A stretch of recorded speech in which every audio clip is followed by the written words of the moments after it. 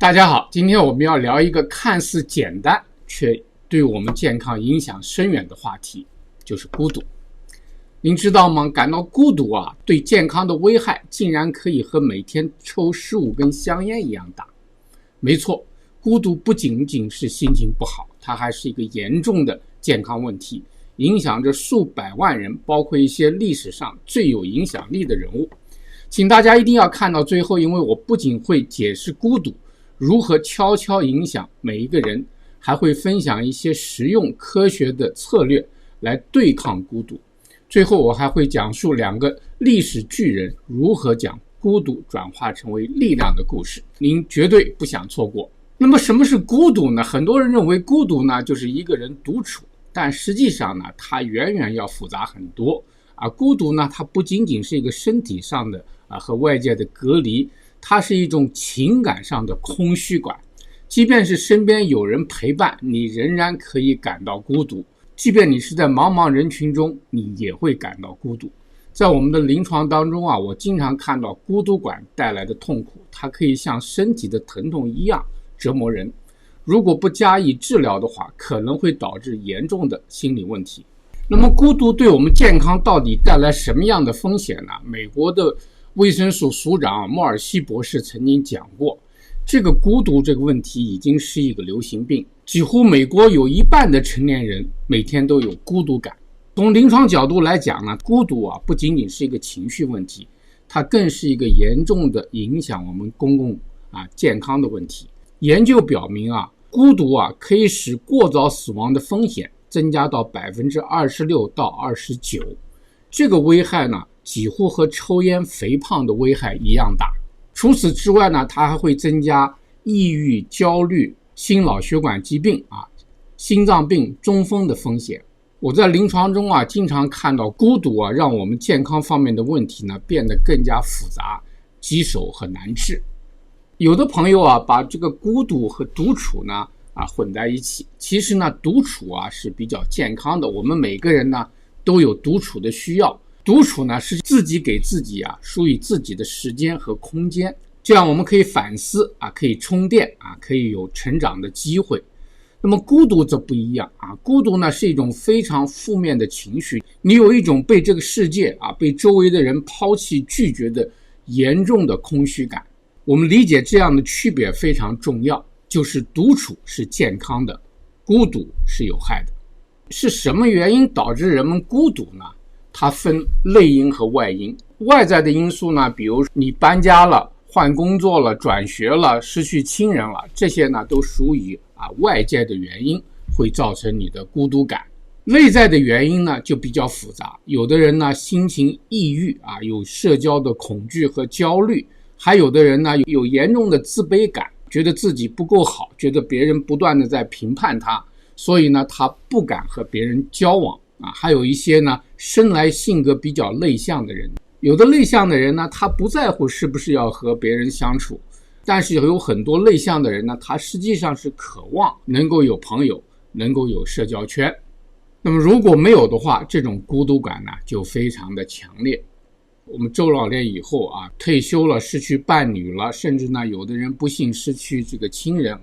这些呢都会严重的增加我们的孤独感。所以孤独的后果很严重比如说人们在这个孤独的情况下会养成不良的生活习惯抽烟喝酒、暴饮暴食等等。那么也有人呢在孤独的压力下呢会做出一些错误的决定另外呢，孤独呢还会改变我们大脑的功能，包括认知能力下降，增加阿尔茨海默氏病，也就是早老性痴呆的风险。另外孤独呢还会增加抑郁和自杀的风险。孤独感强烈的人呢，他常常是饮食不健康睡眠差、运动少，最后呢对整体身心健康呢都有影响。所以我们每个人都要把孤独当成一个严重的对我们健康的威胁来对待。下面呢我给大家举几个案例，我们来看一下这个孤独是怎么影响他们的。约翰逊女士呢今年76岁，丈夫过世以后她一个人生活，孩子呢离她也比较远，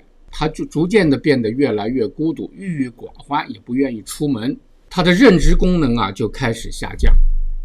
那么医生注意到这个情况以后呢，就建议她做一些心理方面的治疗，去参加一些老年中心的活动啊。他刚开始呢还比较抵触和拒绝啊，但是呢一旦开始以后，他发现呢这样做呢对他的生活和健康有很大的改善，他重新找到了朋友，找到了乐趣。所以对中老年人来讲啊，你一定要找到自己有共同兴趣的，大家可以沟通和交流，互相支持的这样一个群体。另外一个案例呢，就是18岁的大学生 David， 刚刚上大学离开家，可能朋友们不知道，这是一个巨大的变化他给我们心理上带来的压力呢，是超出我们的想象。那么他到了学校以后呢，发现这个学习压力非常大，虽然学校有各种各样的活动的群体，他都顾不上去参加，因为呢他整天担心的是他的学业和功课。经过学校的心理咨询中心呢给他的辅导，他开始认识到，不管他的学业有多重不管他对他的成绩有多么担心，他还是需要有一定的课外活动和朋友圈。经过一些调整呢他慢慢就适应了这个大学的生活。那我们再来看一下35岁的 Sarah， 她实际上是一个我们大家看起来都很令人羡慕的职场的表现非常优秀的白领工作非常的努力，成绩非常的好，但是呢在她的内心深处呢，她是非常孤独的，因为除了工作以外，她没有时间做任何别的事情。在这个情况下呢，她养成了一些很坏的放松和休闲的方法，那就是吃零食和喝酒。结果呢，他人变得越来越胖，越来越容易疲劳，工作的效率也在下降直到他发现他的很多的工作呢，他不能够继续下去。在这种情况下呢，他寻求了医生的帮助。医生呢帮助他平衡工作和事业以及健康的关系。说实在的，我们的身体是我们工作的一个最重要的工具，如果这个工具坏了的话，无论你做什么工作都不会有好的结果。所以一个人的经济状况工作状况实际上呢是他的健康状况的一个重要的反应。在历史上也有一些著名的人物受到孤独的折磨，但是呢他们都能够把它变成一个成长的机会我们举2个例子。一个呢就是圣雄甘地他在漫长的争取自由的斗争当中感到越来越深的孤独感，因为他在做一个看起来几乎不可能完成的使命。虽然呢周围有很多追随他的人，但是他在被监禁的时候还是感觉到孤立无援。那么甘地怎么办呢？他就利用这样的时间来进行深入的思考，加强他个人的精神上的修炼，坚定了他对非暴力的信仰。这种内在的力量最终帮助他实现了自己的理想。还有一位就是 Abraham Lincoln， 他是美国历史上最受尊敬的总统之一。他的一生都充满了孤独感。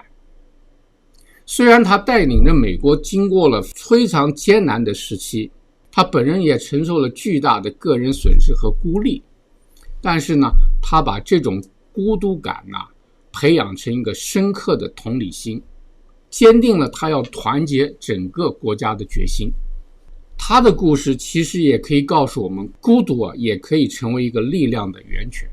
孤独不光是中老年人的事，年轻人也很普遍。2019年的一项调查发现在18岁到27岁的年轻人当中